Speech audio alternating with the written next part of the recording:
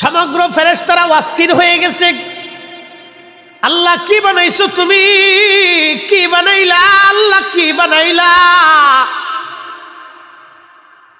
আল্লাহ পাক ডাক দিলেন, আজরাইল, এই মৃত্যুর দায়িত্বটা তোমার হাতে দিলাম। আজরাইল বলল, আল্লাহ বলো কি? যাকে দেখে আমি আজরাইল পর্যন্ত অজ্ঞান হয়ে গেছি, এরে কি করে আমি নিয়ন্ত্রণ করব? আল্লাহ বলেন, আজরাইল রে, মৃত্যুটাকে তোমার আয়ত্তাধীন আমি আল্লাহ করে দিচ্ছি। তবে আজরাইল শোনো, কুল্লু নাফসিন যায়িকাতুল মাউত, এমন কোনো প্রাণী নাই, এমন কোনো জীবন নাই যে জীবনের মরণের স্বাদ না নেওয়া লাগবে। আপনার বাড়ির কুত্তা বিলাই, উট পাখি, দুম্বা, ভেড়া, ছাগল, গাছতরুলতা পাতা, মাছ বৃক্ষ, মানব আর দানব, জিন আর ফেরেশতা, পশু আর পাখি, আসমান আর জমিনের ভিতরে যাহা কিছু আছে, যার জীবন আছে, তার মরণের স্বাদ নেওয়া লাগবে। মরণের স্বাদ ছাড়া তার আর কোনো উপায় নাই। প্রত্যেকেরই মরণের স্বাদ নেওয়া লাগবে, মরণের স্বাদ তাকে নেওয়া লাগবে। ও তোর পিছে পিছে ঘুরছে সমন, কোন দিন জানি তোর হয় সমন জারি। দেখ না মন জাক মারিয়ে দুনিয়াদারি, ভাই বন্ধু আপন জনা, সঙ্গে তোমার কেউ যাবে না রে। ও তোর খালি হাতি একা পথে, ও তোর খালি হাতি একা পথে, যাইতে হবে মন বেরি। দেখ না মন ঝাঁক মারিয়ে দুনিয়াদারি। আল্লাহর নবী বলেন, আমার উম্মতেরা, মৃত্যুকে আল্লাহ রাব্বুল আলামিন সৃষ্টি করলেন। সৃষ্টি করার আগে ফেরেশতারা আসলো। ফেরেশতারা আল্লাহকে ডাক দিয়ে বলো, হে রব, আপনি জমিন পৃথিবী যতটুকুন বানাইছেন, কিন্তু মানুষ তো আপনি অনেক বানাইছেন, রুহু তো অনেক। এত মানুষ দুনিয়াতে গেলে পৃথিবীর মধ্যে কোনো জায়গা হবে না। কথা তো সত্য। আদম আলাইহিস সালাম থেকে যদি এই পর্যন্ত পৃথিবীর মানুষ না মরতো, জায়গা হইতো? জায়গা কিন্তু হইতো না। একটার মাথার ভিতরে, একটা ঠ্যাঙের ভিতরে গোতাগুতি ফাড়াফাড়ি চলতো। এত জায়গা, তারপরে মানুষ জায়গা নিয়ে ফাড়াফাড়ি করে। ভাইয়ের জায়গা ভাই বুঝাই দেয় না, বোনের জায়গা ভাই বুঝাই দেয় না। কি কথা কর না কে? জায়গা দখল করে রয়েছে, সার্ভার চাই না। জায়গা কিন্তু হেন না, জায়গা আর এক বেটার হেতে দখল করছে, কিন্তু উনি সার্ভার চাইতেছে না। আপনি কতদিন ছাড়বেন না? কোন তো হাতটা জুরুতুমুল মাকাবিন, মরণ হইলে সাইডে চলিয়ে যাওয়া লাগে। কি কথা কর না কে? মরণ হইলে সাইডে চলে যাওয়া লাগবে। ওই সময় আপনারা কেউ বাইন্ধে রাখতে পারবেন না। একদিন মাটির ভিতরে হবে ঘরে মন আমার, কেন বান্ধ দালান ঘর? মন আমার, কেন বান্ধ দালান ঘর? জমি কিন্তু ওনার নামে কাগজ না। আল্লাহর আইন অনুযায়ী জমি ওনার না, কিন্তু উনি দখল করে বসে বসে খায়, কিন্তু উনি ছাড়ে না। কতদিন আপনি ছাড়বেন না? কোরআন বলে, হাত্তা যুরতুমুল মাকাবির, কবর পর্যন্ত সময় হবে, এরপরে আর কোনো সময় তোমার হবে না। সেই দিন তো আপনি ছেড়েই চলে যেতে হবে, কেউ আপনাকে ধরে বেঁধে রাখতে পারবে না। সেই দিন আর সব আপনাকে রেখে চলে যাওয়া লাগবে। নবীজি বললেন, ফেরেশতারা ডাক দিয়ে বলল, আল্লাহ, এত বান্দা বানাইছো, দুনিয়ায় জায়গা হবে না। আল্লাহ বলেন, ও ফেরেশতারা, দুনিয়ায় জায়গা হবে না আমিও জানি, সেই জন্য আমি আল্লাহ মৃত্যু সৃষ্টি করেছি। ফেরেশতারা বলল, আল্লাহ, মরার কথা শুনলে তোমার বান্দারা দুনিয়ার সবকিছু ছেড়ে দিবে। আল্লাহ বলেন আমি আর একটা জিনিস সৃষ্টি করলাম, সেটার নাম আশা আকাঙ্ক্ষা। কি সৃষ্টি করছে? এই বুড়া গেলে আশা আছে না? নাতি পুতি, ছেলে মেয়ে, দুনিয়াদারি, টাকা পয়সা, আশা আছে না ভাই? সবারই আশা আছে। আশায় আশায় দিন যে গেল, আশা পূরণ হলো না। আল্লাহ আকাঙ্ক্ষা সৃষ্টি করলেন, তামান্না, কামনা, বাসনা, আশা। ফেরেশতারা আমি রব বান্দার ভিতরে আশার আকাঙ্ক্ষা সৃষ্টি করে দিলাম, যাতে মরণ হবে কিন্তু তারা আশায় থাকবে। আজকে আমি বাড়ি ফিরে যাব কোনো গ্যারান্টি নাই, কিন্তু কালকের দিনের জন্য আমার আশা আছে। কি কথা ঠিক কিনা? কালকে তো আমি দাওয়াত রাখছি, চিন্তা আমি ওইখানে যাব, ওয়াজ নসিহত করব, এখানেও আমার আশা আছে। 1 বছরের দাওয়াত ফিল আপ দিয়ে ফেলছি, 1 বছর আমি বাঁচবো না কোনো গ্যারান্টি নাই, তারপরে দাওয়াত ফিল আপ দিয়ে রাখছি। এটা আমার আশা। আপনি ঘরের মধ্যে ঘুমাইতে পারবেন কি পারবেন না গ্যারান্টি নাই। তারপরে বাথরুমটা টাইলস করছেন, নিজের রুমটারে সুন্দর করে সাজাইছেন, দামি একটা খাট আনছেন, ঘুমাইতে পারবেন কিনা গ্যারান্টি নাই। বাচ্চা সাদ্দাদও চিন্তা করছিল জান্নাত বানাইলে আমি জান্নাত আমি থাকবো, কিন্তু যাইতে পারে নাই। দরজার সামনে যাওয়ার পরে মরণ এসে গেছে। কি কথা কোন ঠিক কিনা? প্রিয় মুসলমান, খুব মনোযোগ দিয়ে মূল আলোচনায় ফিরে যায়। আল্লাহ আশা আকাঙ্ক্ষা সৃষ্টি করে দিলেন মানুষের জন্য, বিরাট বড় আশা। এবার মৃত্যুটাকে আমার আল্লাহ পাক সব ফেরেশতাদেরকে দাঁড়া করাইলেন। বিরাট বড় ফেরেশতা জাতি আল্লাহর সামনে দাঁড়ায় গেল। রব্বে কারীম মৃত্যুকে ফেরেশতাদের সামনে উপস্থাপন করলেন। তার বিকট চেহারা এতই মারাত্মক, তার চেহারা, তার সুরত দেখার পরে স্বয়ং আজরাইল আলাইহিস সালাম পর্যন্ত অজ্ঞান হয়ে পড়ে গেলেন। সুবহানাল্লাহ বলা যাবে? আজরাইল পর্যন্ত অজ্ঞান হয়ে গেছে, সমস্ত ফেরেশতারা বেহুশ হয়ে গেছে। তার এই বিকট সিরিয়াস মারাত্মক সুরত দেখে সমগ্র ফেরেশতারা পর্যন্ত অজ্ঞান হয়ে গেছে, আজরাইল পর্যন্ত বেহুশ। কত বড় আজরাইল জানেন? সৃষ্টির মধ্যে সমস্ত পানি, কত পানি! আল্লাহ 7টা মহাসাগর সৃষ্টি করলেন। 7টা মহাসাগরের সঙ্গে আল্লাহ আনুষঙ্গিক আরো সাগর বানাইলেন।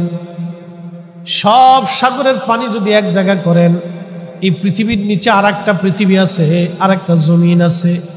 ওই জমিনের পানি যদি এক জায়গা করেন, সেই জমিনের নিচে আরো একটা জমিন আছে। ওই জমিনের পানি যদি এক জায়গা করেন, সপ্ত জমিনের যত পানি আছে সব এক জায়গা করেন। আসমানেও পানি আছে, ওই পানিও যদি এক জায়গা করেন, আজরাইল জিব্রাইলের মাথার উপরে যদি আপনি ছেড়ে দেন, পানিটা পড়তে পড়তে পড়তে পড়তে পায়ের টাকনু পর্যন্ত আসার আগে পানি শেষ হয়ে যাবে, কিন্তু আজরাইল আলাইহিস সালামের গোড়ালি পর্যন্ত পানি আসবে না। একবার জোরে বলা যাবে কি সুবহানাল্লাহ? এই স্রষ্টাকে আল্লাহ, জোরে কোন আল্লাহ। এই আজরাইল পর্যন্ত মৃত্যুর সুরত দেখে অজ্ঞান হয়ে গেছে। তখনও মৃত্যু চালু হয় নাই, তখনও মরণ চালু হয় নাই, কেবল আল্লাহ সৃষ্টি করছে। সমগ্র ফেরেশতারা অস্থির হয়ে গেছে। আল্লাহ কি বানাইছো তুমি? কি বানাইলা? আল্লাহ কি বানাইলা? আল্লাহ পাক ডাক দিলেন, আজরাইল এই মৃত্যুর দায়িত্বটা তোমার হাতে দিলাম। আজরাইল বলল, আল্লাহ বলো কি? যাকে দেখে আমি আজরাইল পর্যন্ত অজ্ঞান হয়ে গেছি, এরে কি করে আমি নিয়ন্ত্রণ করব? আল্লাহ বলেন, আজরাইল রে, মৃত্যুটাকে তোমার আয়ত্তাধীন আমি আল্লাহ করে দিচ্ছি। তবে আজরাইল শোনো, কুল্লু নাফসিন যায়িকাতুল মাউত, এমন কোনো প্রাণী নাই, এমন কোনো জীবন নাই যে জীবনের মরণের স্বাদ না নেওয়া লাগবে। আপনার বাড়ির কুত্তা বিলাই, উট পাখি, দুম্বা, ভেড়া, ছাগল, গাছতরু, লতা পাতা, মাছ, বৃক্ষ, মানব আর দানব, জিন আর ফেরেশতা, পশু আর পাখি, আসমান আর জমিনের ভিতরে যাহা কিছু আছে, যার জীবন আছে, তার মরণের স্বাদ নেওয়া লাগবে। মরণের স্বাদ ছাড়া তার আর কোনো উপায় নাই। প্রত্যেকেরই মরণের স্বাদ নেওয়া লাগবে, মরণের স্বাদ তাকে নেওয়া লাগবে। ও তোর পিছে পিছে ঘুরছে সমন, কোন দিন জানি তোর হয় সমন জারি। দেখ না মন ঝাঁক মারিয়ে দুনিয়াদারি, ভাই বন্ধু আপন জনা সঙ্গে তোমার কেউ যাবে না রে। ও তোর খালি হাতে একা পথে, ও তোর খালি হাতে একা পথে যাইতে হবে মন বেরি। দেখ না মন ঝাঁক মারিয়ে দুনিয়াদারি।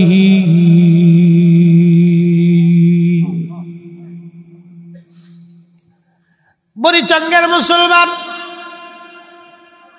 বাবাজি, মাইকের আওয়াজ বহু দূরে যায়। হ্যাঁ, নবীর উম্মত শুনিয়া যান।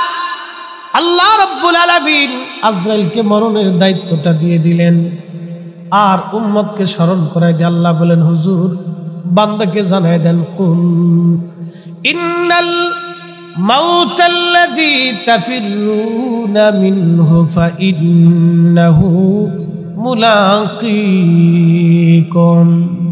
নবী গো, উম্মতকে বলে দেন, আপনার উম্মত আমার বান্দারা সৃষ্টির যেখানেই লুকাক না কেন, যেখানেই পালাক না কেন, মরণ থেকে পালানোর আর কোনো রাস্তা নাই। কথা বলেন ঠিক কিনা?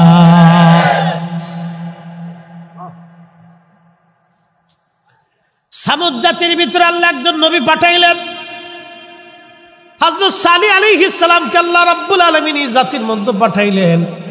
কালেমার দাওয়াত দেওয়ার জন্য এই জাতিরে পাঠাইছে। এই জাতি ডাক দিয়ে বলল, আল্লাহ, ও আল্লাহর নবী সালেহ, বলো তোমার আল্লাহ যদি সত্য হয়, তুমি যদি সত্য নবী হয়ে থাকো, তাহলে প্রমাণ পেশ করো যে আল্লাহ সত্য, তুমি নবী সত্য।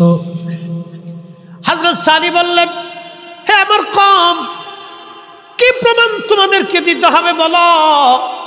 তখন তারা বলল, আমাদেরকে প্রমাণ দিতে হবে, ওই যে পাহাড় দেখো, পাহাড়ের ভিতর থেকে একটা উষ্টি আসবে, 10 মাসের গর্ভবতী একটা উষ্টি আসবে। এই উট গর্ভবতী উট তুমি যদি দেখাইতে পারো, এই উটের বাচ্চা যদি হয়, তাহলে আমরা কম কালেমা পড়ে মুসলমান হয়ে যাব। আচ্ছা, পাহাড়ের ভিতর তো উট আসে, এরা বলতেছে পাহাড়ের ভিতর থেকে যদি একটা উট আসে, তো গর্ভবতী উট তুমি আইনে দাও, আমরা কালেমা পড়ব। এ জাতির হায়াত আল্লাহ এত বেশি দিছিলেন যে তারা যে ঘর বানাইতো, হায়াত হইতে হইতে ঘর শেষ হয়ে যেত, কিন্তু মৌত আসতো না। আবার বলি, তারা যে বিল্ডিং ঘর বানাইতো মাটি দিয়ে পাথর দিয়ে, এই ঘর নষ্ট হয়ে যেত, কিন্তু তারা মরতো না। পরে শেষে তারা ওই পাহাড়ের কাইটে কেটে পাহাড়ের ভিতরে তারা ঘর বানাইতো। খুব শক্ত দিলওয়ালা ছিল, খুব শক্তিশালী ছিল তারা। বিরাট বড় শক্তিশালী লম্বা হায়াত পেয়ে আল্লাহরে ভুলে গেল। হযরত সালেহ আলাইহিস সালামের সাথে তারা ঝগড়া বাঁধাইল, যে নবী, তুমি যদি সত্যি হও, তাহলে ওই তোমার আল্লাহকে ওই পাহাড়ের ভিতর থেকে একটা উট পাঠাই দেয়, গর্ভবতী উট। তো সালেহ আলাইহিস সালাম আল্লাহকে বলল, আল্লাহ তো পথভ্রষ্ট, হেদায়েতের জন্য ওরা নিদর্শন চাইতেছে, তো পাহাড় থেকে একটা উট পাঠাই দাও। আল্লাহ রাব্বুল আলামিন পাহাড়ের ভিতর থেকে একটা গর্ভবতী উট পাঠাইলেন। একসাথে বলবেন সুবহানাল্লাহ। পাহাড়ের পাথর ফাঁকা হয়ে উট বেরোয় আসলো। হযরত সালেহ আলাইহিস সালাম বলেন, আমার কওম, এই উট যে বের হয়ে আসছে এটা আল্লাহর নিদর্শন, তোমরা এটাকে সম্মান করবা, তাকে একবারে সারা এলাকায় অবাধভাবে স্বাধীনভাবে বিচরণ করতে দিবা। আর সে যেই দিন কুয়ার মধ্যে পানি খাবে, সেই দিন তোমাদের পশু প্রাণীদেরকে তোমরা পানি খাওয়াইতে নিবা না, কারণ এই উট এত পরিমাণে পানি খাইতো, পানিতে যখন টান দিত তখন সমস্ত কুয়ার পানি খাইয়ে শেষ করে ফেলতো। সুবহানাল্লাহ বলা যাবে? এত পরিমাণে। ওনাকে একটু আদা দেন, কাশতেছে, কষ্ট হচ্ছে, একটু আদা মুখে দেন। ঠান্ডার দিন তো, আবহাওয়া চেঞ্জে অনেকে ঠান্ডা কাশি আসবে, একটু অসুবিধা। হ্যাঁ একটু খান, হালকা লবণ দিয়ে একটু সামান্য মেরে দেন। এটা একটা প্রবলেম আর কি, ঠান্ডা লেগে গেলে কষ্ট হয়, এটা জিন্দা কষ্ট আর কি। সব ঠিক আছে কিন্তু কাশতে কাশতে যান শেষ, এটা কষ্ট একটা। তো যাই হোক, যে কথা বলছিলাম খুব মনোযোগ দেন। তো সালি আলাইহিস সালাম বললেন, তোমরা আমার এই উট রে, এটা আল্লাহ পাঠাইছে, তোমরা সেবা শুশ্রূষা করবা, আর এর পানি যেই দিন খাবে তোমরা কওমের উট ছাগল কিন্তু এই পানি না খায়। ওরা বললো আচ্ছা ঠিক আছে। দেখেন হযরত সালি আলাইহিস সালাম দীর্ঘদিন এরকম চললো, কিন্তু হযরত সালি আলাইহিস সালাম ডাক দিয়ে বলেন, হে আমার কওম, তোমাদের জন্য একটা দুঃখের সংবাদ আছে।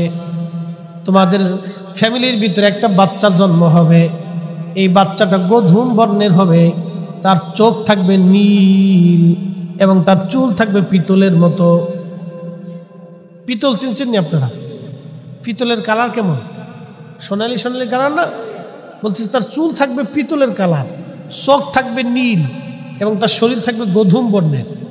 এরকম একটা যুবক এই উটটাকে হত্যা করবে।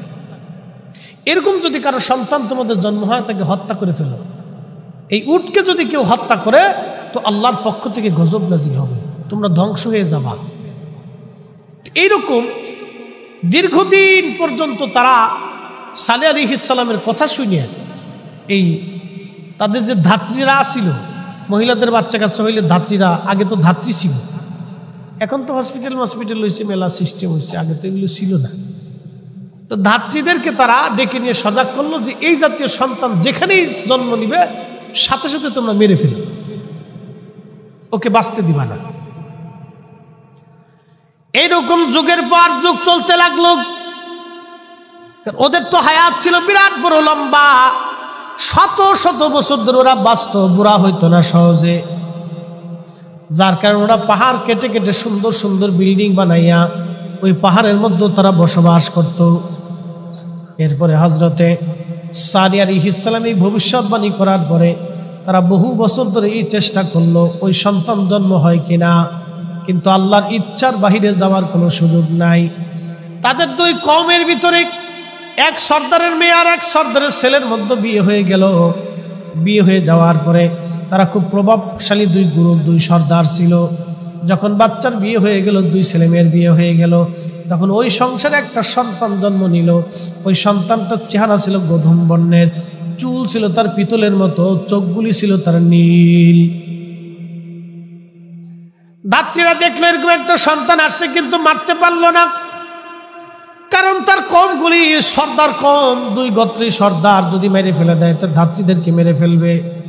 এই ভয়ে ডরে ধাত্রীরা তাকে মারল না। কিন্তু সমস্যা হলো সব বাচ্চারা এক মাসে যত বড় হয়, ওই বাচ্চাটা 7 দিনে তত বড় হতো। সব বাচ্চা এক মাসে যত বড় হয়, ওই বাচ্চাটা 7 দিনে তত বড় হইতো। সে একবারে সুঠাম হৃষ্টপুষ্ট হয়ে গেল, খুব শক্তিশালী হইল, তার মেজাজ রুক্ষ হলো।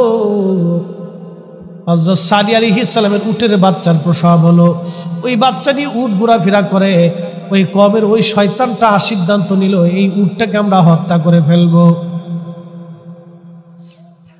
এই উটটাকে হত্যা করার জন্য সারা অন্যান্য কওমের নেতা এবং দলবল পাকাইলো, ছেলেদেরকে একত্রিত করলো। আমাদের ছেলেরা অনেক সময় খারাপ কাজ করার জন্য যেমন একত্রিত হয়, নেশা করার জন্য তারা একত্রিত হয়। দেখবেন যারা নেশা টেশা করে গাঁজা মাজা খায়, একটা দোস্ত খুব মজবুত দোস্ত, একবারে ফিরি ফিরি গাঁজা খাওয়া, একটা দোস্ত খা তুই পরে দিশা মানে যা উরে দোস্ত রে বাপ। যারা হিরোইন খায়, বাবা খায়, ওদের দোস্ত সহজে ছুটে না, বিরাট বড় দুস্থ ওরা। এই দুস্থ সহজে ছুট পারছে না। নেশাকর যিনি দুস্থ আছে সহজে ছুট পারছে না। ফিরি ফিরি খা, অসুবিধা নেই। হ্যাঁ, ও বাপ ফিরি খাবে না, গোস্ত ফিরি খাবে না, কিন্তু বাবা ফিরি খাবে, খা গাঁজা খা, ফিরি খা। এই দুস্তু সহজে ছুটে না, বিরাট বড় টাইট দুস্তু। কিন্তু নামাজ পড়ার দুস্তু পাওয়া যায় না। কি কথা কর না কে? নামাজি দুস্তু পাওয়া যায় না, রোজাদার দুস্তু পাওয়া যায় না, বালাকাদের দুস্তু পাওয়া যায় না। মনোযোগ দেন বরিচাংবাসী। তো ওই ছেলেটা তার দুস্তু পাতায় ফেললো, কয়েকজন খুব ভালো ভালো যুবকদেরকে সে নির্বাচিত করে তাদেরকে বুঝাইলো, এই উটটা আমাদেরকে ডিস্টার্ব করে, এই উটটাকে আমরা মেরে ফেলে দিব। ওরা সিদ্ধান্ত নিল এই উটটাকে আমরা হত্যা করব। তারা কওমের নেতাদেরকে বলল, নেতারা এই উটটাকে আমি মেরে ফেলতে দিতে চাই।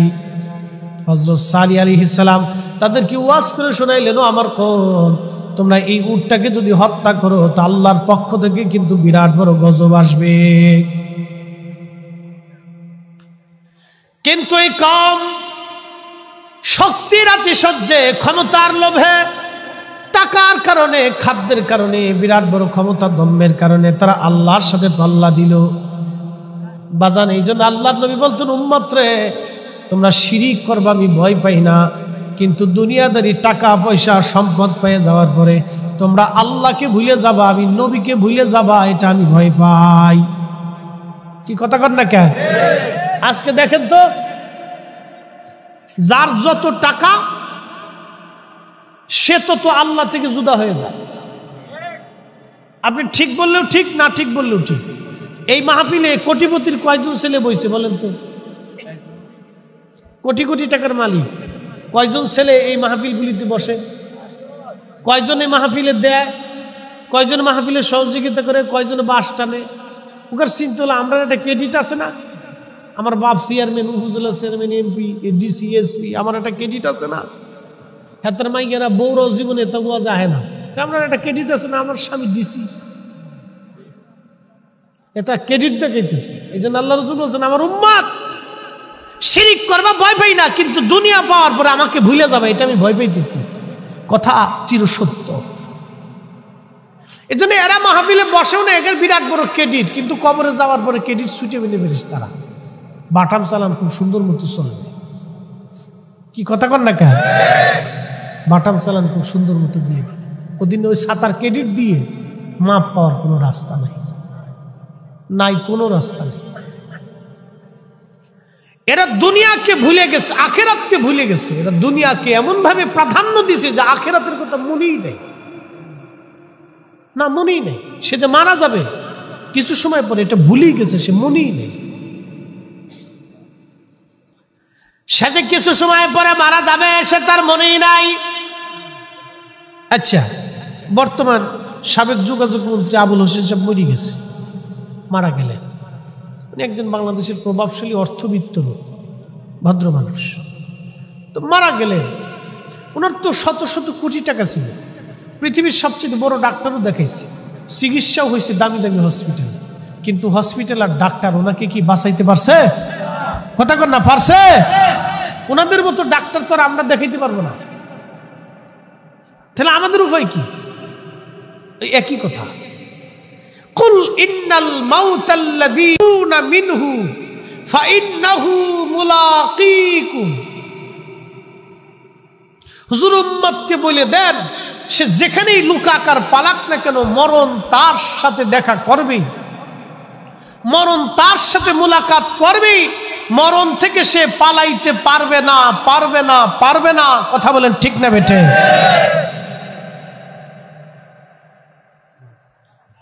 প্রিয় পরিচয়ের মুসলমান, হযরত সালেহ আলাইহিস সালামের এই উটটাকে তারা হত্যা করার জন্য, এই উট যেদিন পানি পান করেছিল, পানি পান করে ফেরার পথে ওই যে ছেলেটা চোখ ছিল নীল, গধূম বর্ণের চেহারা, চুলগুলো ছিল পিতলের মতো, এই ছেলেটা সর্বপ্রথম ওই উটের পা পেঁচাইয়া তীর নিক্ষেপ করলো। পায়ের ভিতর দিয়ে তীর ঢুকে এপার ওপার হয়ে গেল, উটটা পড়ে গেল, দৌড়ায় যে তলোয়ার দিয়ে তার পা কেটে ফেলে দেওয়া হলো। আরো কয়েকজন যুবকরা এসে এই উটের নারী বুড়ি পেট একবারে ফেরে ফেললো ছুরি দিয়ে। উটটা চিৎকার মেরে মেরে গর্জন ছেড়ে ছেড়ে উট মারা গেল। ওই যে বাচ্চাটা ছিল উটের বাচ্চা, এই উটের বাচ্চা ডাকতে ডাকতে পাহাড়ের চূড়ায় চলে গেল। পাহাড়ের চূড়ায় যে উটের বাচ্চা তো তিনটা ডাক দিল, ইয়া রাব্বি আইনা উম্মি, হে রব আমার মা কোথায়? তিনটা ডাক এই উটের বাচ্চা দিল, তার জবান খুলে গেল। একবার জোরে বলা যাবে কি আল্লাহু আকবার? ইয়া রাব্বি আইনা উম্মি, হে আমার প্রতিপালক আমার মা কোথায়? তিনটা ডাক দিল। সালি আলাইহিস সালাম বলল, ও আমার কওম, তোমরা যদি বাঁচতে চাও তো উটের বাচ্চাটাকে ধরে নিয়ে আসো, তাকে আদর করো, ভালোবাসা দাও। কিন্তু বাচ্চাটা পাহাড়ের ভিতর হারিয়ে গেল, আর খুঁজে পাওয়া গেল না। সালি আলাইহিস সালাম বললেন, আমার কওম রে, তোমরা যে সর্বনাশ করছো, অপেক্ষা করো, সে তিনটা ডাক দিচ্ছে। তোমরা পৃথিবীতে মাত্র 3 দিন বেঁচে থাকবা। প্রথম দিন তোমাদের চেহারা ফ্যাকাশে হয়ে যাবে, দ্বিতীয় দিন তোমাদের চেহারা লাল হবে, তৃতীয় দিন তোমাদের চেহারা রক্তিম বর্ণ হবে, চতুর্থ দিন তোমরা ধ্বংস হয়ে যাবে। প্রথম দিন তোমাদের চেহারা ফ্যাকাশে হয়ে যাবে, দ্বিতীয় দিন তোমাদের চেহারা কালো হয়ে যাবে, না দ্বিতীয় দিন তোমাদের চেহারা লাল হয়ে যাবে, তৃতীয় দিন তোমাদের চেহারা কালো হয়ে যাবে, চতুর্থ দিন তোমরা মারা যাবা। ওরা তখন বলতেছিল, ও সালি, তোর আল্লাহরে ক আমাদের জন্য যেন গজব পাঠায়, দেখি তোর আল্লাহর গজব কেমন, এটা আমাদের দেখার দরকার। জোরে বলা যাবে কি নাউজুবিল্লাহ? আল্লাহর গজব আছে না? আসতে হলো না? জোরে বলেন আছে। আজকে একটা বাস্তব ঘটনা শুনুন। হাজিরা হজ করতে গেছে, বাংলাদেশ থেকে এক হাজির কাফেলা রওনা দিচ্ছে। তো 2 ভাই খুব ধনাঢ্য ব্যক্তি একসাথে হজে রওনা দিচ্ছে, মুআল্লিম সহ আরো আনুষঙ্গিক কয়েকশো হাজি নিয়ে উনি রওনা দিচ্ছে। একবার বাস্তব ঘটনা, 2-3 বছর আগের ঘটনা। রওনা দিয়ে হাজিরা মক্কায় গেছে। মক্কায় যাওয়ার পরে এই হোটেলে যখন উঠছে, মক্কা তখনও যায় নাই। হোটেল উঠার পর থেকে সবাই ভালো, কিন্তু ওই 2 ভাই একসাথে অন্ধ হয়ে গেল। আমার দিকে তাকালো, ওই 2 ভাই একসাথে অন্ধ হয়ে গেল, চোখ অন্ধ। ডাক্তার দেখাইলো, চিকিৎসা হইলো, ডাক্তাররা সব দেখে, চোখ বালা কিন্তু আলো নাই, চোখ ভালো কিন্তু আলো নাই। কিরে, অনেক চিকিৎসা নিরীক্ষা, পরীক্ষা নিরীক্ষা, কোনো কিছুতে রেজাল্ট হলো না। হজের টাইম, হজ তো করাই লাগবে। মুআল্লিম ওই লোকটাকে নিয়ে হজ করলো। লোকটা অন্ধ হয়ে গেল, লোক 2টা অন্ধ, সবার চোখ আছে কিন্তু 2 ভাইয়ের কোনো চোখ নাই, তারা অন্ধ হয়ে গেল। মক্কায় জিয়ারা শেষ হলো, হজের কার্যক্রম শেষ হয়ে যাওয়ার পরে মদিনায় গেল। মদিনার জিয়ারত শেষ করে মদিনায় কাটাইয়া ওই অন্ধদেরকে নিয়ে সবাই একসাথে যখন ফ্লাইটে উঠছে, ফ্লাইটে বিমানে উঠার পরে তার চোখ খুলে গেল। বাংলাদেশে আসার পরে চোখ একেবারেই ভালো। এখন হাজিরা জিজ্ঞেস করলো, বাইরে আজকে বলে দিয়ে যাও, আমরাও হজ করলাম, তোমরাও 2 ভাই হজ করছো, আমাদের চোখ ভালো হলো, তোমরা হঠাৎ অন্ধ হয়ে গেলা, আবার বাংলাদেশে আসার পরে অন্ধ হইলা, কারণ কি বলবানি? ওলামা একরাম বললো, বলেন আপনারা জীবনে কি ভুল করছেন, এই কথাটা আজকে বলে যান। কি ভুল জীবনে করছেন যে মক্কায় গেলেন চোখ কানা হয়ে গেল, বিমানে উঠলেন চোখ ভালো হয়ে গেল, বাংলাদেশে আসার পরে একেবারে ভালো হয়ে গেল? কারণটা কি? জীবনে কি অপরাধ করছেন, কি গোপন গুনাহ করছেন, আজকে বলে দিয়ে যান। 2 ভাই কাঁদতেছে আর ডাক দেয়া বলতেছে, হাজিরা, জীবনের একটা বিরাট বড় ভুল আজ আমাদেরকে এই পর্যন্ত নিয়ে আসছে। আমাদের টাকার অভাব নাই, জমি জমার অভাব নাই, গাড়ি বাড়ির অভাব নাই, থাকার জায়গার অভাব নাই, খাবারের অভাব নাই, কিন্তু আমাদের বৃদ্ধ বাবা আর মা আমাদের ঘরে জায়গা পাইতো না, তাদেরকে বৃদ্ধাশ্রমে রেখে দিয়ে আসছিলাম।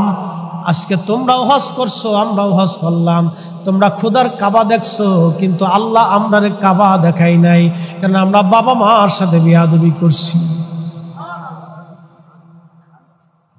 আল্লাহর বিচার আছে?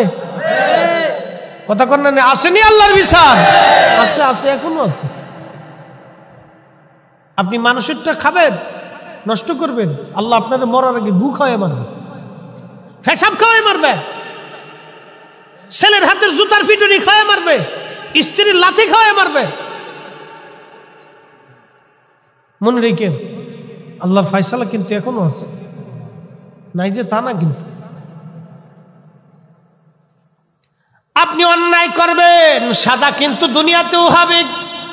কোরআন বলতেছে ইন্নাল্লাহা ইয়া'মুরু বিল আদলি ওয়াল ইহসানি ওয়া ইতা'i যিল কুরবা ওয়া ইয়ানহা আনিল ফাহশাই ওয়াল মুনকারি ওয়াল বাগই ইয়া'iদুকুম লাআল্লাকুম তাযাক্কারুন। একবার জোরে বলা যাবে কি আল্লাহু আকবার? ন্যায় কাজ করার জন্য হুকুম কার? অন্যায় করবা না বান্দা, ন্যায় কাজ করো। তুমি অন্যায় করো না, ন্যায় কাজ করো। তিন বন্ধু সফরে গেছে, তিন বন্ধু সহিহ বুখারীর কিতাবুল আম্বিয়াতে ঘটনা আসছে। তিন বন্ধু সফরে গেছে, পাহাড়ের গুহার মধ্যে তিন বন্ধু পাহাড়ি রাস্তা দিয়ে চলতেছে। এমন সময় আকাশে মেঘ জমে গেল। একজন আরেকজনকে ডাক দেখে, বন্ধু আকাশের পাহাড়ি ঢল তো খুব মারাত্মক ঢল, সমগ্র পানিগুলি আমাদেরকে এই পাহাড়ের পাদদেশ দিয়ে ধুয়ে নিয়ে চলে যাবে। একটা কাজ করো, এই আসন্ন বিপদ থেকে যদি বাঁচতে চাও, চলো আমরা পাহাড়ের গুহার মধ্যে যাইয়া পালাই।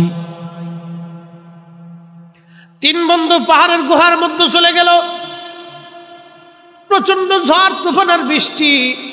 পার্শ্ববর্তী পাহাড় থেকে একটা পাথর ছুটে গড়াইয়া গড়াইয়া গড়াইয়া গড়াইয়া ওই তিন বন্ধু যে গুহার মধ্যে ছিল, ওই গুহার সামনের মুখটা পাথর দিয়ে আটকায় গেল। বিরাট বড় গুহা, বিরাট বড় পাথর, তিন বন্ধু সরানোর মতো কোনো ক্ষমতা নাই। তিনজন ভিতরে পড়ে কান্দার কয়, বন্ধুরা রে, সফর করার জন্য বের হইছিলাম, আজকে পাহাড়ের গুহার মধ্যে যদি মইরা থাকি, দুনিয়ার কেউ আমাদেরকে জানবে না, আমরা আমাদের আপনজন প্রিয়জনদের কাছে আর কোনোদিন ফিরে যেতে পারবো না। বিপদ কখন আসে কেউ বলতে পারে না। কুরআন বলে, ওয়ামা তাদরি নাফসুন মাযা তাকসিবু গাদা। আগামী সময়টা তোমার জন্য কি আসবে তুমি নিজেও জানো না, আগামী মুহূর্তটা তোমার জন্য কি হবে তুমি নিজেও জানো না। অতএব যেহেতু জানি না, সেহেতু দুনিয়াতে আমাদের কোনো অহংকার নাই, কোনো দেমাগ নাই। কি কথা কোন ঠিক কিনা? কোনো দেমাগ আছে? অহংকার আছে? কিচ্ছু নাই।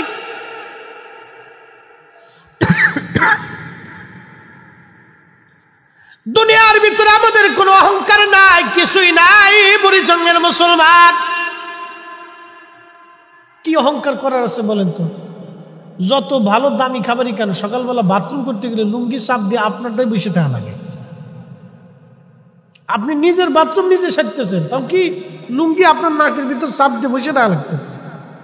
ওটা ফ্যাটের ভিতরে ছিল, এটা বের হয়ে গেছে, দুর্গন্ধ, ফাঁসা, গান্দা। মানুষের কি আছে? যত দামি পানি পান করেন, পেশাব করার সময় এটা গন্ধ, খালি গন্ধ। চৈত মাসের ইমাম সাহেব, হুজুর আর মুয়াজ্জিম সাহেব, খাদেম সাহেব মসজিদের যারা আছে, এখানে করেন যে বাথরুম পরিষ্কার করেন না। চৈত মাসে মোটামুটি 7 দিন যদি পেশাবখানা পানি না ঢালেন, তো বুঝবেন যে গন্ধ কারে কয়। এটা কিন্তু জিনে মুইতে থুয়ে যায়নি, এটা ভাবলে কি মুচ্ছে। কি কথা ঠিক না? জিনে মুতে না, এটা মানসির মুচ্ছে।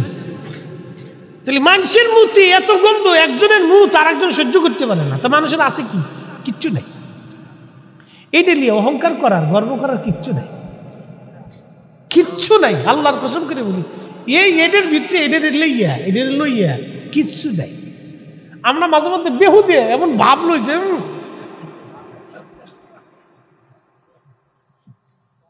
ভাবের কিচ্ছু নাই। আমরা দেশে যে মহিলারা মনে করে আমি বিরাট বড় সুন্দর,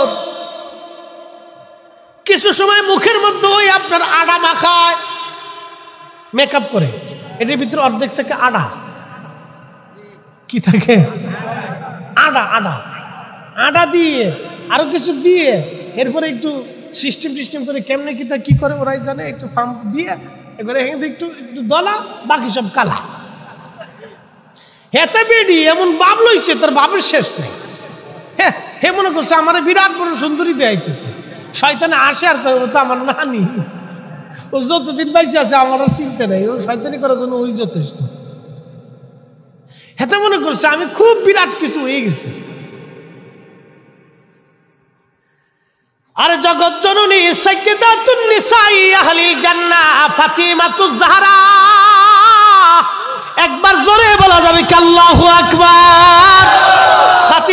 ফাতিমাকে সমগ্র জান্নাতের নারী কুলের সর্দারিনী ফাতিমা দুনিয়া থেকে আল্লাহ যাদের জান্নাতের সংবাদ দিয়ে দিছে, সুবহানাল্লাহ বলা যাবে। পৃথিবীর মধ্যে কারো বিয়েতে আল্লাহ নিজে ঘটকালি করে নাই, একটা বিয়ে আল্লাহ নিজে ঘটকালি করছে। সেই বিয়েটা ছিল আলী আর ফাতেমার বিবাহ। একবার জোরে বলা যাবে কে মারহাবা, আল্লাহু আকবার, আল্লাহু আকবার। আলী আর ফাতেমার বিয়েতে আল্লাহ নিজে ঘটকালি করছে। আর আমরা দেশের বেডি আডামা হইয়ে এমন বাপ লইছি দূরে বিচ্ছ সুন্দরী।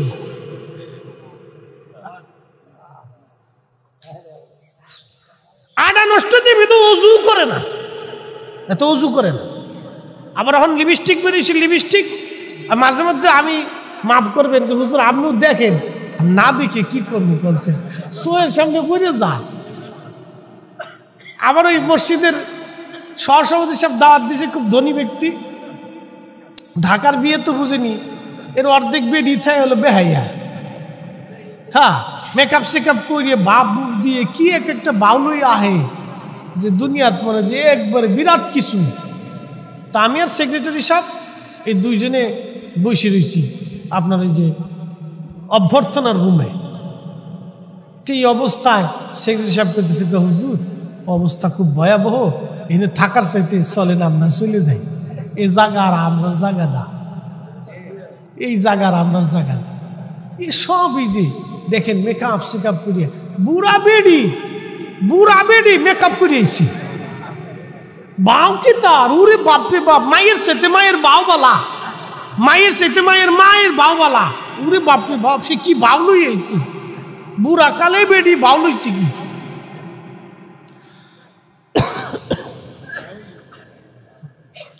এতে এমন বাউল হইছে মনে করতেছে আমার বিরাট কিছু দেখা যায়। দুনিয়াতে একজন ফাতেমার বিয়েতে আল্লাহ নিজে ঘটকালি করে নবীকে বললেন, হাবিব আলীর সাথে ফাতেমার বিয়ে দেন, এটা আমার পছন্দ। একবার জোরে বলা যাবে কি মারহাবা। কেমনে হলো? ফাতেমা কাঁদতেছে। মেয়েরা তো সাধারণত বিয়ে থা হইলে কান্নাকাটি করে, বাইর থেকে যাইব গা, বোনের থেকে যাইব গা, আবার বাবের থেকে চলে যাইব। অনকার মেয়ের আবার কান্দে টানদে না, এখন কান্দে না, এখন কান্দার চিন্তা করে যাই, কান্দে লাভ কি? হ্যাঁ, মেকআপ নষ্ট হইব, লিপস্টিক নষ্ট হয়ে যাবো গা, ওনার কান্দে লাভ কি? কান্দে না, ওর মনে মনে খুশি হয়, বালাই হইতেছে, খারাপ কি? তো যাই হোক, আবার কিছু আছে না থাকলে তো দুনিয়া চলে না। তো ফাতিমা রাদিয়াল্লাহু আনহা কাঁদতেছিল। তো মেয়েকে সান্ত্বনা দেওয়ার জন্য, মা তো নাই, মা তো মারা গেছে, কে সান্ত্বনা দিবে? আল্লাহ রসুল নিজে পাশে যায় বসছে, বসে বলতেছে, ফাতেমা রে তোমার মন বেজার, বুঝতে পারছি রসুলের বেটি, তোমাকে অনেক ধনাঢ্য পরিবারে বিয়ে দিলে তুমি খুশি হইতা। আমি বললেই তো এই মদিনার, এই আরবের অনেক ধনাঢ্য পরিবার থেকে তোমার বিবাহের পয়গাম আসতো। কিন্তু ফাতেমা রে, আলী তো একটা গরিব, কিন্তু আলী সর্বপ্রথম কালেমা পড়ছে। আলী আমার হিজরতের সময় চাদর মোড়া দিয়েছে, আলীকে আল্লাহ পছন্দ করে। ফাতেমা তোমার বিয়েটা আমি আমার ইচ্ছাই হয় নাই, আল্লাহর ইচ্ছাই তোমার সাথে আলীর বিয়ে দিছি। আমি একসাথে বলবেন আল্লাহু আকবার। তাদের বিয়েটা আল্লাহর ইচ্ছা হয়েছে, মেকআপ করছে না রে বেডি,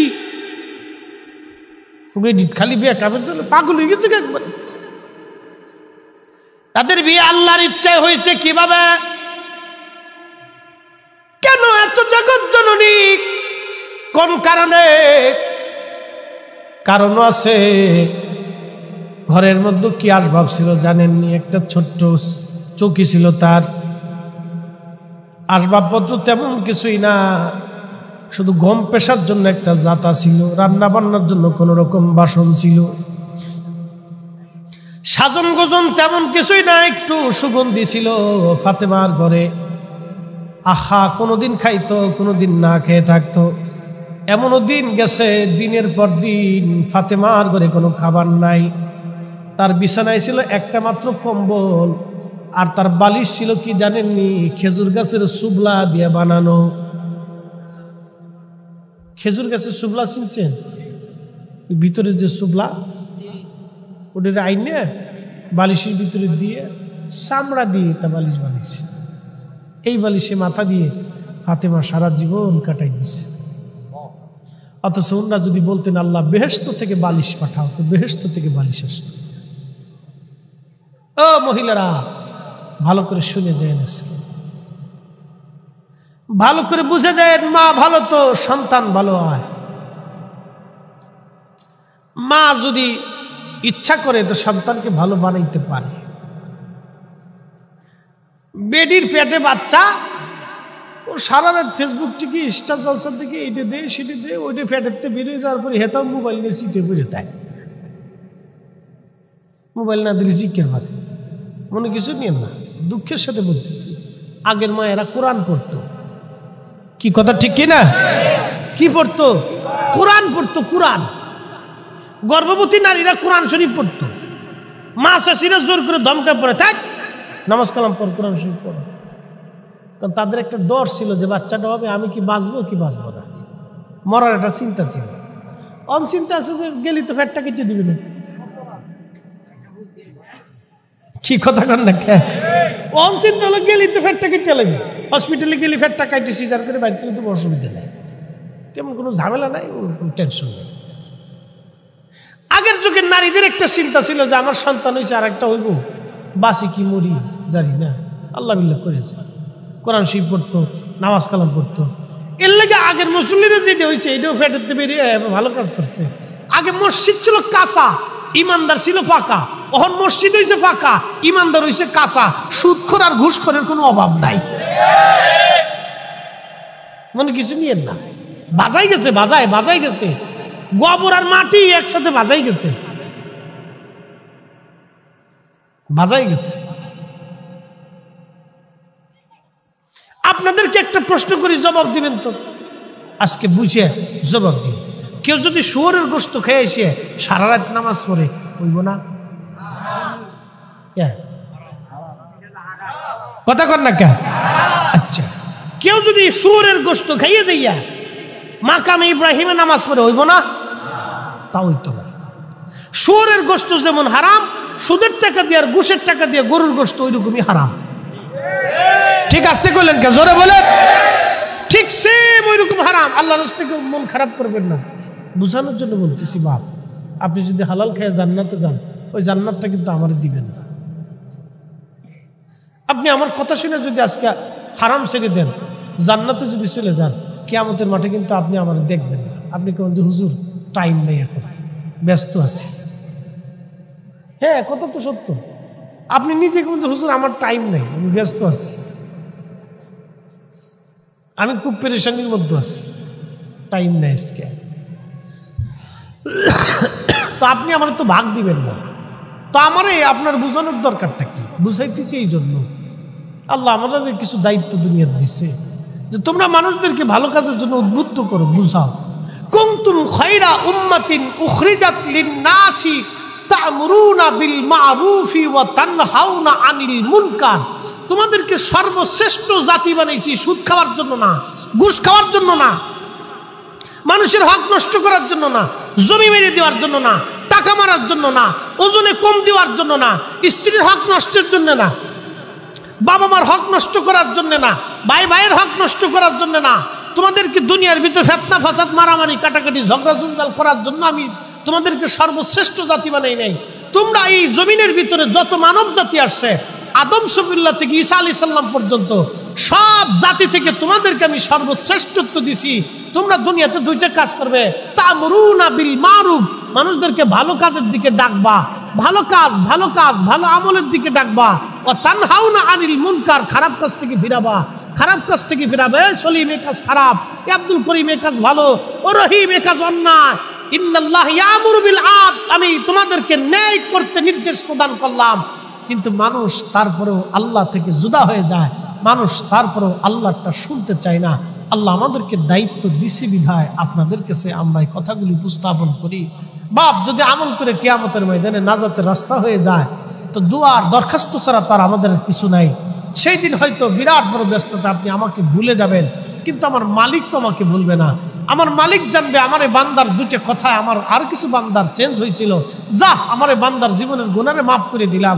ভুল ছাড়া কোনো মানুষ দুনিয়াতে নাই, নবীরা ব্যতীত সব মানুষই ভুলের মধ্যে ছিল।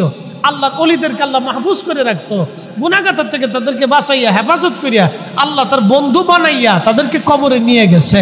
কি কথা কোন ঠিক কিনা? আল্লাহর ওলিরা ভুলের ঊর্ধ্বে না, কিন্তু তাদেরকে আল্লাহ মাহফুজ করে রাখতো। আর নবীদেরকে আল্লাহ রাব্বুল আলামিন মাসুম বানায় রাখছে, কখনোই তাদের ভুল হইতো না। প্রিয় মুসলমান, খুব মনোযোগ দিয়ে যেই কথাগুলি আপনাদের কাছকে বললাম, খুব দামি কথা বাজান, মা বোনেরা শুনে যাবেন। তো তিন বন্ধু পাহাড়ের গুহার মধ্যে আটকা পড়ে গেল। একজন আরেকজনের ডাক ডাকে, বন্ধুরা রে, আজকে আল্লাহর সাহায্য ছাড়া আর কোনো সাহায্যের আশা করা যায় না। আল্লাহর সাহায্য ছাড়া আর কোনো সাহায্যের আশা করা যায় না। ও নবীর উম্মত, হাজরাতে আল্লাহ নবী বলতেছে, তিন বন্ধুর এক বন্ধু ডাক দে, বলো বন্ধুরা আসো, আল্লাহর সাহায্য ছাড়া আর কোনো সাহায্য আজকে নাই। তোমরা তিনজন, আমরা তিনজন বন্ধু ছাড়া আর এখানে কেউ নাই। আমরা তিনজন জীবনে কে কোন ভালো আমল করছিলাম, ওই ভালো আমল দিয়ে আল্লাহর দরবারে আজকে হাত বাড়াই দেই, আল্লাহর দরবারে দোয়া করি। আশা করা যায় আল্লাহ আজকে আমাদেরকে খালি ফিরাইবে না। একবার জোরে বলা যাবে কি মারহাবা? দেখেন, দোয়া কিন্তু ওই জমানাও ছিল। আমার দিকে দেখেন, দোয়া ওই জমানাতেও দোয়া ছিল। তিন বন্ধুর একজন দুই হাত বাড়াই দিছে, সহিহ বুখারীর হাদিস। একসাথে বলবেন না মারহাবা? তিন বন্ধুর একজনে কি করছে? দুই হাত বাড়াই দিছে, ইয়া রব, আমি জীবনে কোনো নেক আমল ছিল না, আমার একটা ভালো আমল জীবনে করছি। এটাই কইতেছে আল্লাহ, আল্লাহ আমি জীবনে কোনো ভালো কাজ করিনি, আমার জীবনে একটা ভালো কাজ আমার মনে আছে, একটা ভালো কাজ আমি জীবনে করছি। আল্লাহ, আমার একটা গোলাম ছিল, দিন মজুর, সারাদিন কাজ করার পরে এক সা গম তারে দিতাম, 350 350 এরকম গম তারে দিতাম। এক সা গম নিয়ে সে বাড়ি চলে যেত, সারাদিন পরিশ্রম করত, আমি তার এক সা গম দিতাম। আল্লাহ, এই গরিব মানুষটা সারা বহু বছর আমার বাড়ি কাজ করলো, একদিন সে বেতন ছাড়াই, গম নিয়ে ছাড়াই সে চলে গেল, বহুদিন সে আমার কাছে আর ফিরে আসে নাই। আল্লাহ, বহুদিন পরে সে আমার কাছে ফিরে এসে বলতেছে, মালিক আমি গরিব মানুষ, এক সা গম আপনার কাছে পাইতাম, দয়া করে গমটা আপনি আমার ফেরত দিয়ে দেন। আমি তার সেই দিন বললাম, গোলাম রে, ওই গরুর ঘরের মধ্যে গরু যা আছে সব তোর, তুই নিয়ে চলে যা। আরো জোরে। আমরা হলে কি করতাম, কালকে আসিস, পরের দিন এলে এক সপ্তাহ পরে আয়, তারপর গেলে মাসখানিক পরে আয়, এরপরে 1 কেজি গমের লেগে পাগল হয়ে গেছে, না 500 টাকার লেগে পাগল হয়ে গেছে, ধমক দুটো দিয়ে কর্মচারীকে দিয়ে দিচ্ছে। ও গরিব মানুষ বারবার ঘুরে ফিরে চিন্তা করলো, পাইলাম না তো যাই।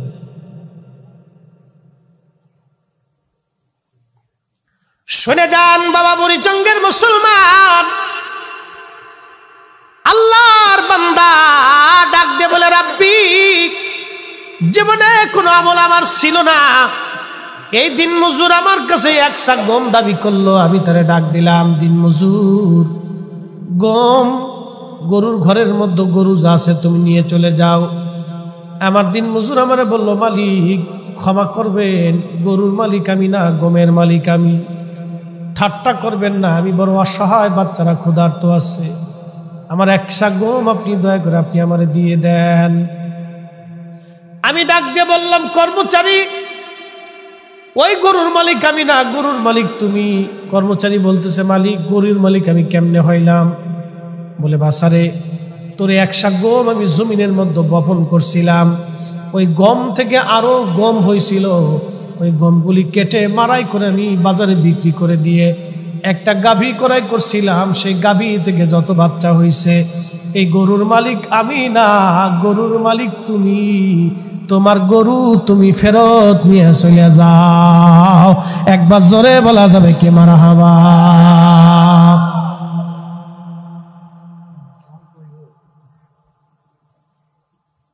গরু তুমি নিয়ে চলে যাও। সে গরুগুলি নিয়ে রওনা হয়ে গেল।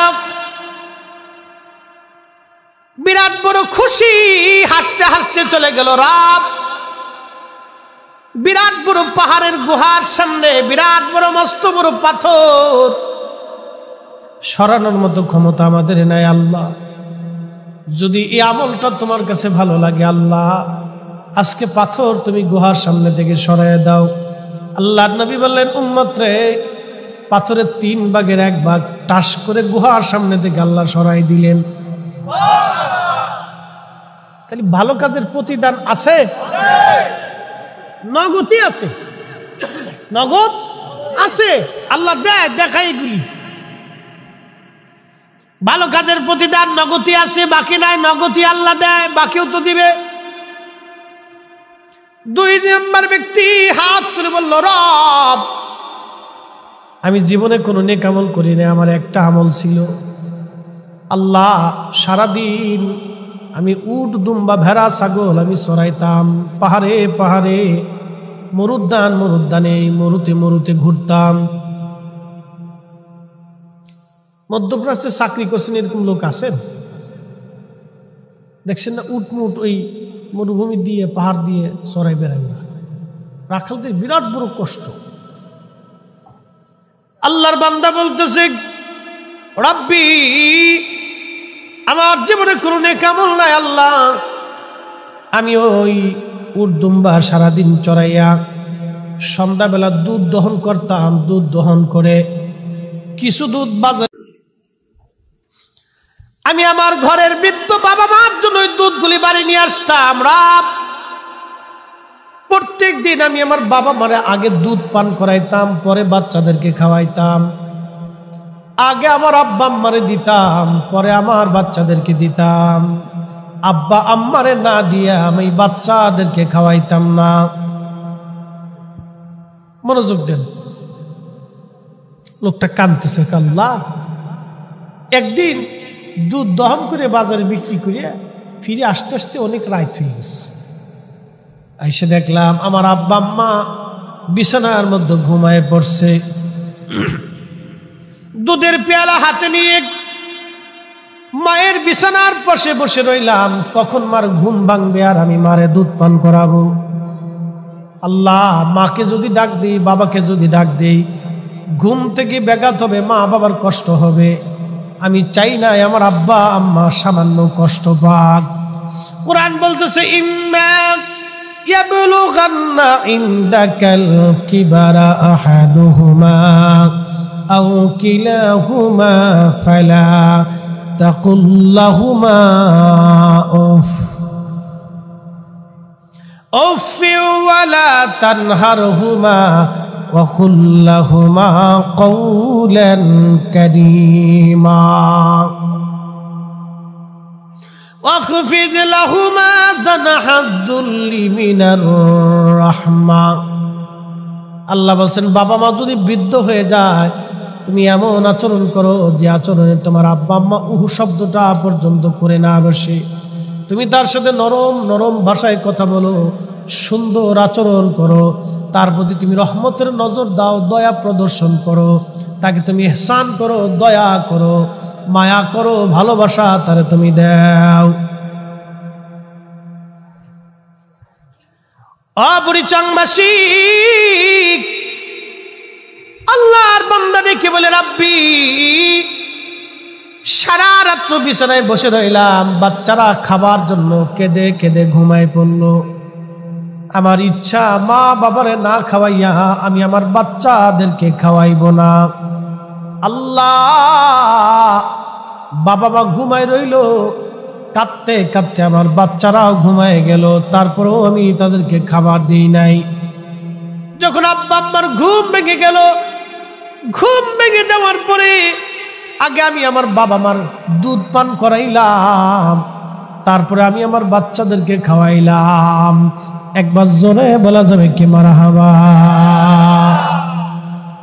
কয়জন সন্তানই আমল করে বলেন তো? কয়জনে করে? বুঝে যাওয়াটা জরুরি। আমরা অনেক সময় অনেক কিছু বাজার থেকে কিনে নিয়ে আসি। অ্যাটেনশন, একটা ছোট্ট পরিসংখ্যান দিয়ে যায়। বাজার থেকে অনেক কিছু কিনে নিয়ে আসি, বিদেশ থেকে আনি, বহির থেকে আনি, যেখান থেকে আসি ফিরে আসি।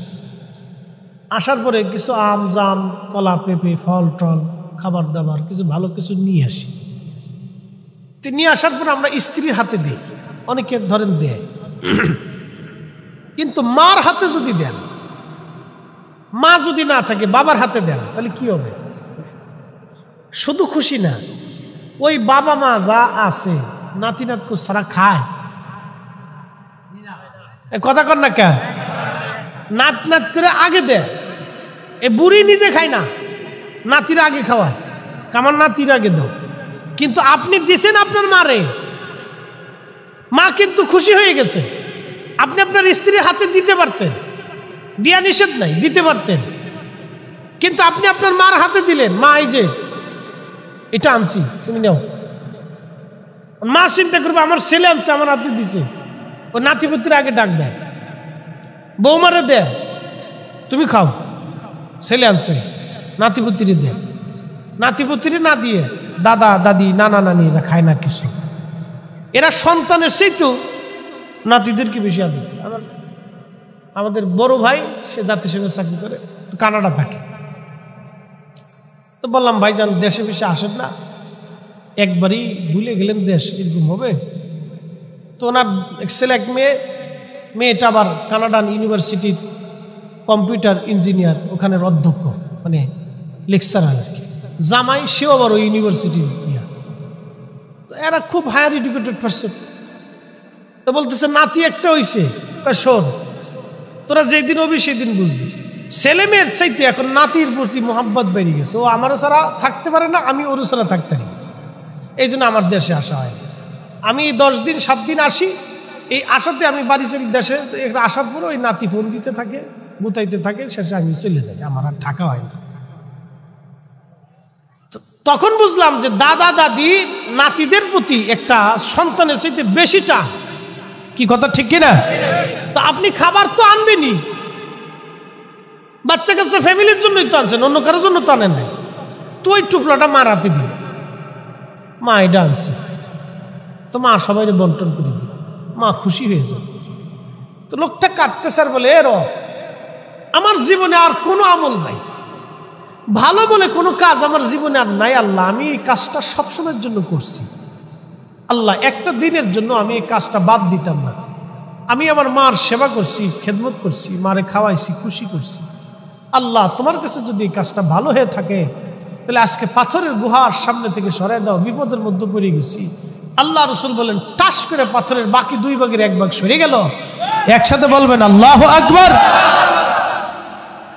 তাহলে ভালো আমলের প্রতিদান আছে, আছে, নগদই আছে, নগদ আছে, নগদ, বাকি ঝুঁকি নেই। এটা নগদই আছে, বাকি ঝুঁকি নেই। প্রিয় মুসলমান, খুব মনোযোগ দিয়ে, নগদ প্রতিদান, বাকি ঝুঁকি নাই। বাকি আল্লাহ দেয় না, নগদ আল্লাহ দিয়ে দেয়। বাজানো, খুব মনোযোগ দিয়েন। 3 নম্বর, আল্লাহর বান্দা হাত বাড়ায় বলে, রব আমার জীবনের কোনো ভালো আমল নাই, আমি একটা আমল জীবনে ভালো আমল একবার করেছি। আল্লাহ, আমার বাড়ির পাশে এক সুন্দরী মেয়ের প্রতি আমি আসক্ত হয়ে গেলাম, এত পরিমাণে তার প্রতি আমি আসক্ত হলাম, তাকে পাওয়ার জন্য আমি পাগল পারা হয়ে গেলাম। তাকে কুপ্রস্তাব দিতে লাগলাম, খারাপ প্রস্তাব বারবার আমি তারে দিতে লাগলাম, কিন্তু সে কোনো মতেই আমার খারাপ প্রস্তাবে রাজি হয় না। একদিন আমার ওই বোনটা আমাকে ডাক দিয়ে বলল, ভাই তুমি তো আমার সঙ্গে খারাপ কাজ করতে উদ্বুদ্ধ হচ্ছ, 1000 স্বর্ণ মুদ্রা যদি তুমি আমারে দাও তাহলে আমি তোমার সঙ্গে জেনা করব, খারাপ কাজ করব। 1-2 টাকা না, 1000 স্বর্ণ মুদ্রা, বর্তমানে 100 কোটি টাকার কম হবে না। 1000 স্বর্ণ মুদ্রা তৎকালীন জমানায়। তো বলতেছে আল্লাহ, ওই 1000 স্বর্ণ মুদ্রা আমি বহু কষ্ট করে জোগাড় করলাম, বহুদিন ভরে জোগাড় করলাম, আমার উদ্দেশ্য আমি তার সাথে জেনা করব। 1000 স্বর্ণ মুদ্রা নিয়ে আমি তার হাতে দিয়া বললাম, আসো তোমার শর্ত পূরণ করছি, তুমি আমার সঙ্গে জেনায় মিলিত হও। দুইজন নির্জনে নিবৃতে জেনা করতে উদ্বুদ্ধ হলাম।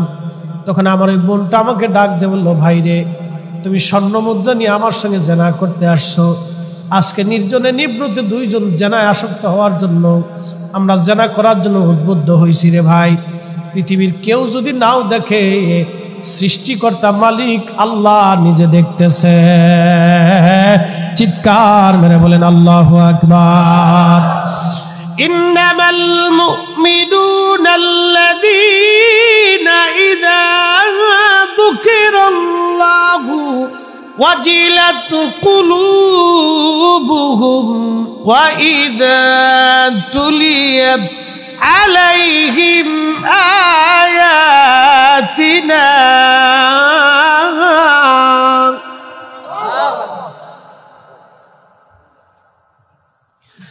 وَإِذَا تُلِيَتْ عَلَيْهِمْ آيَاتُهُ زَادَتْهُمْ إِيمَانًا।